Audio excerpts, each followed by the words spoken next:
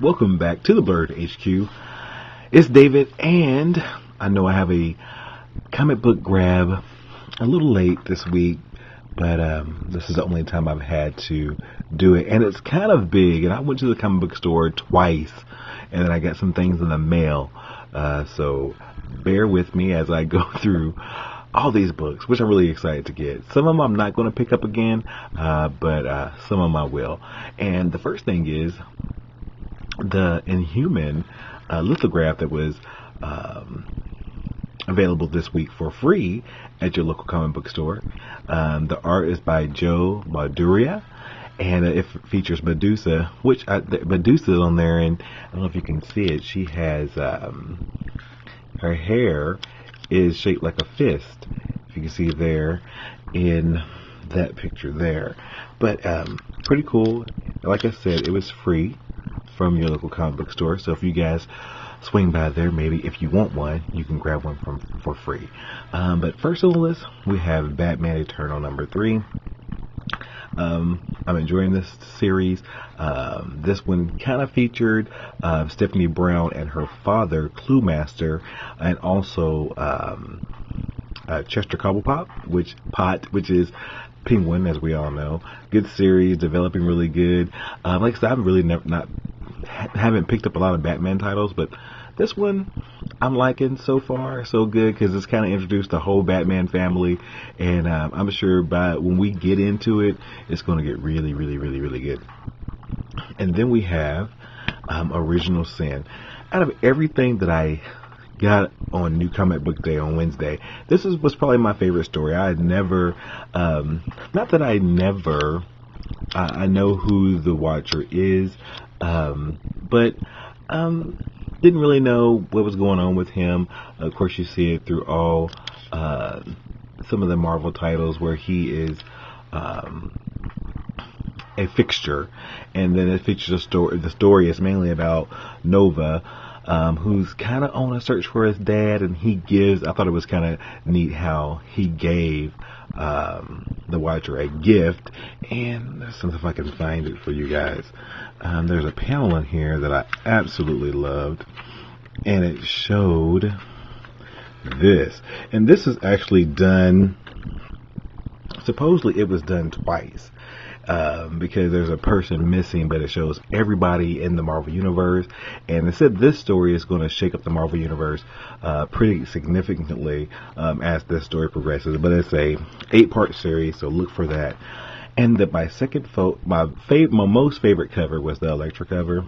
And like I said, it kind of paid homage to the movie, which I wasn't an Elektra fan until I seen Daredevil and the Elektra movie, which I happen to like. I know a lot of people didn't like it.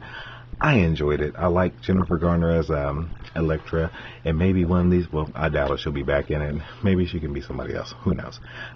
Getting to the Avengers, let's see you there. But again, another good story with Elektra and somebody she's chasing called Cape Crow, which is supposedly is a fictitious character. And that's another panel. The artwork was crazy good, and I enjoyed it a lot. Let's see, a little close up. Yeah, good stuff there. Like that one. And then of course Justice League United. And I'm going to be honest with you guys, I don't know what the hell is going on. I'm not even going to fake it. It got a little buzz. Martian Manhunter's in it. I know I read something about the Martian Manhunter when we get to Future's End, possibly.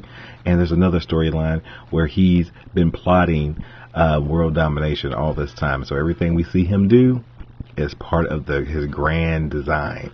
So again, I don't know if I'll pick this up because I didn't really know what was going on. So somebody tell me what the hell's going on in Justice League United. And of course, my complete fan favorite, Buffy the Vampire Slayer. and it took me going to 2 different stores to get both copies. This is the one I want. This is the one I wanted, but this is the one I had to settle for on New Comic Book Day on Wednesday. But I eventually got the copy that I wanted. Good story. This kind of is real Sunnydale-ish, but you know, on this cover, Faith wasn't in it. I know we have the series called Angel and Faith, and she's going to be prominently in that series, and supposedly from the first issue.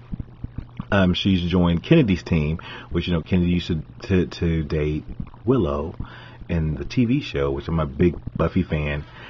And also, so she's going to be there. But, you know, it's normal Buffy stuff.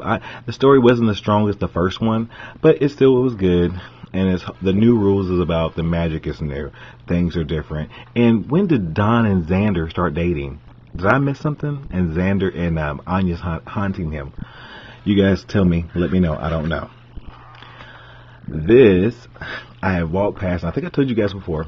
I walked past number 1 and 2 1,000 times. Never really did want to get the series.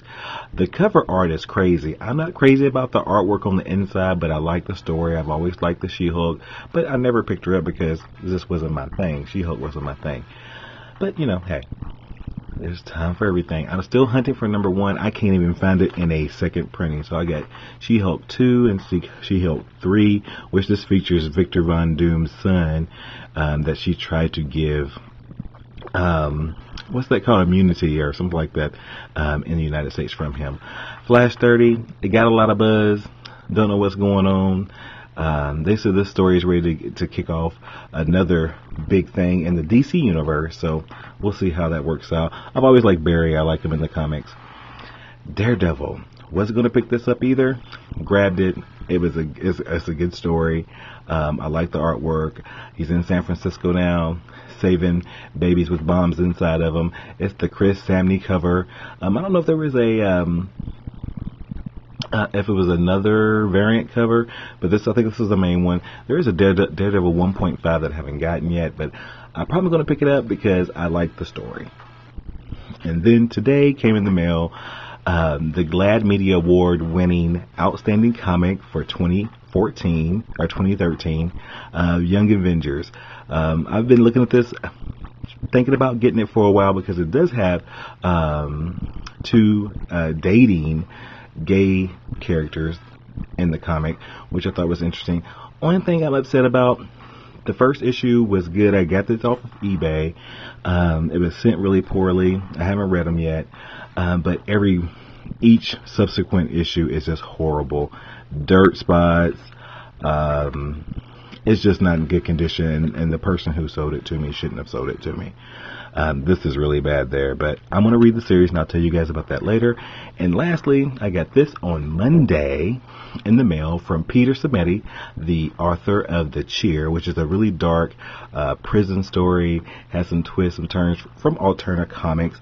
I enjoyed it. I'm going to be talking to him on my theblurredhq.blogspot.com on comic book. If you go to blogtalkradio.com/comic booked, BOOKED, you'll hear my interview with Peter Simeti, and he wrote me a nice little letter and picture to David, Peter Simeti.